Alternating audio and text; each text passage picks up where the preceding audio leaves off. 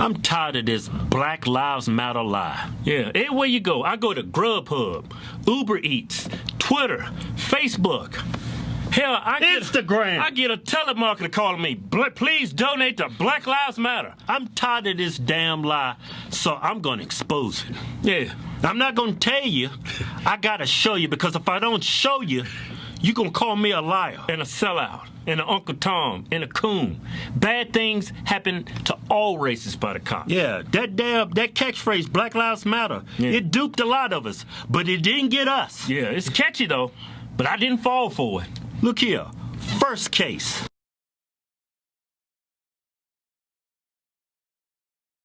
Newly released body camera footage of this police shooting shows Daniel Shaver's last moments. Police were responding to reports of a man pointing a rifle out of a hotel room window. Hands up in the air!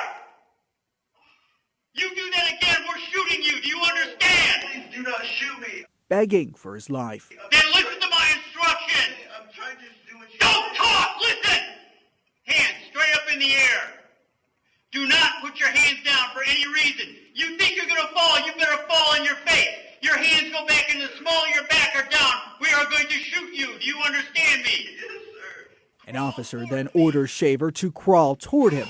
Shaver complies, but then moves his right hand behind him despite the warning. Officer Philip Mitchell Brailsford fires 5 rounds, killing Shaver. Brailsford was charged with second-degree murder over this January 2016 shooting. In an interview with police, he said he thought Shaver was going for a gun, saying, quote, "He could have easily and quickly drawn a weapon down on us and fired without aiming, and he could have hit us or the citizen that we had just detained." No gun was found on Shaver. Brailsford was acquitted last week. This kid is drunk. Yeah. He's begging for his life. Yeah. And the cop shoots him anyway. Yeah. The cop walks. Yeah, got acquitted. You didn't hear about it because he's white. Just imagine if this kid's name was Tyrone. A black kid crying. Imagine if this was George Floyd begging for his life. Yeah. It'd be front page news, but you didn't because it's some white kid with privilege. They're not going to show you that case because they're trying to spin it like this only happens to black folks. Next case. This Tony's the only thing we can get. Help me! In 2016, Tony Timpa called Dallas police for help. You're gonna kill me! And this You're gonna kill me! was the help he got. Restrained. Tony! Tony! Start to school! And mocked until he died. This was a tragedy. It was needless and avoidable. From a Dallas parking lot, Timpa dialed 911 and said he was a schizophrenic, was off his meds, and had taken cocaine. Hey, Tony, look at me, bro. Officers show up, but Timpa is hysterical, already handcuffed by a store security guard. He's then restrained like this for about 14 minutes, and officers can be heard laughing as Timpa's face is buried into the ground. Jeff Henley is representing Timpa's family against the city of Dallas in a federal lawsuit. He says officers knew Timpa was on something and should not have restrained him this long. From this, radically prone position, Tony is going to suffer asphyxia. When Timpa does stop breathing, officers continue to crack jokes. Is he asleep? He's snoring, that's what it was. But they stop in their tracks when a paramedic says the 32-year-old is dead. All this stuff. He's dead. He's what? He's dead. He died just like George Floyd did. Yeah, smothered him to death. But this guy didn't have an extensive prison record like George Floyd, right? And the cops are mocking the dude after he's dead. They saying he's asleep. Yeah. You didn't hear about it because he's white. Imagine if this guy was a black guy. 2 police officers standing over a black body, laughing. Not gonna hear about it. Doesn't fit the media narrative. Yeah. Next case. Police body camera footage captured the shooting and the moment officers realized there was a boy in the car. I never saw a kid in the car, man. 6-year-old Jeremy Martist, who is autistic, died in the front seat, shot 4 times. His father, Chris Few, was critically wounded.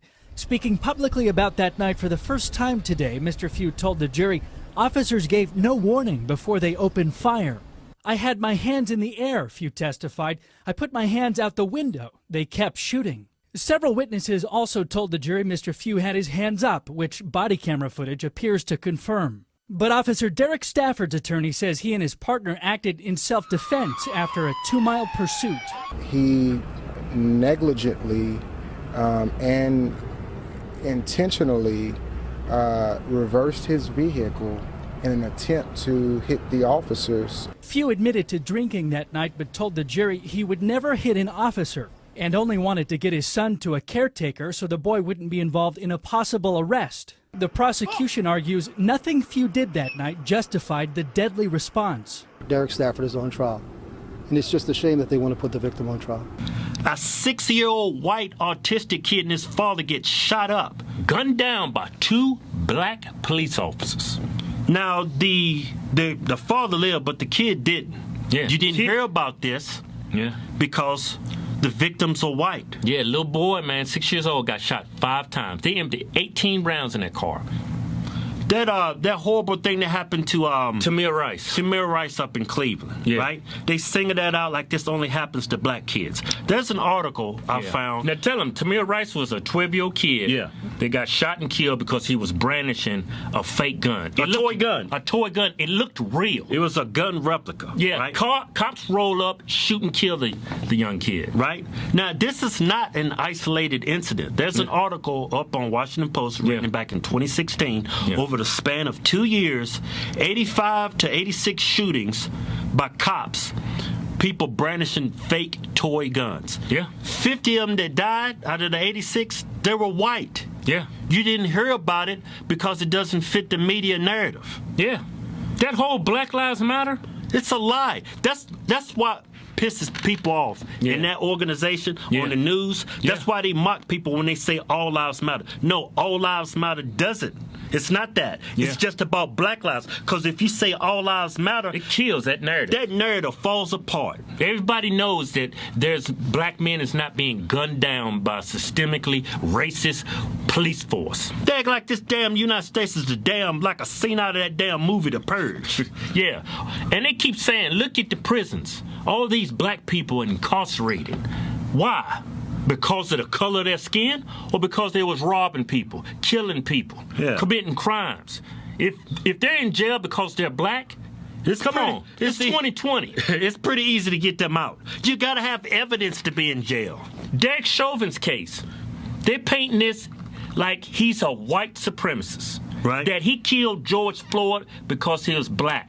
But why is that the default? Simply due to the fact that Chauvin was a white guy and George Floyd was black? I could see if there's evidence that this dude was in the KKK or he had racist emails. There's a history of racism. Nazi tattoos or something. It's got to be something. Your default cannot be racist. Just because he's white and the victim's black. Yeah. That's being racist. Look, the 4 cops involved with George Floyd's death, and that was a murder. Yeah. They all 4 of them need to be held responsible for that. Right. I'm not saying that. But out of the 4 police, it wasn't 4 white police officers. No. 2 of them was white. Yeah. 1 was Asian. Yep. And the other one was black. Yeah. So how is this prove that there's systemic racism in the police force? Why does this dude Chauvin, why do we look at him and say this is all cops? When we look at black folks, we don't say they're all criminals. When we look at white folks, we don't say they're all racist. Yeah. When we look at Muslims, we don't say they're all terrorists. Why do we get to call all cops bad because of 1 bad cop? Because that's what the media wants. They're going to push this narrative, and look how it's divided the country. Yeah. They have split this country in half. Yeah. These riots, people actually think cops out there hunt down black people for the simple fact that they're black, and there's no evidence of that. None. No statistics, no facts. They just tell you that black men are getting gunned down. It's all BS. It's all BS, and that's why I would never stand with Black Lives Matter. Because it's all a lie.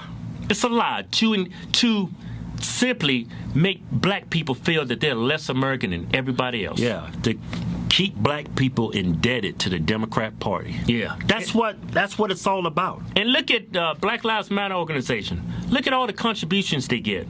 Look where that money's going. It's going to Democrat presidential candidates. It's not going to black people. It's not going to black neighborhoods. No. It's going to rich old white men running for president. Oh, that's what I call white privilege. Yeah. Go to officialhorsetwins.com and pick you out a patriotic t-shirt today. Hell, I'm even giving you 20% off. Just type in discount code Chinese Virus. We call it Chinese because it's from China. We making t-shirts great again. Yeah.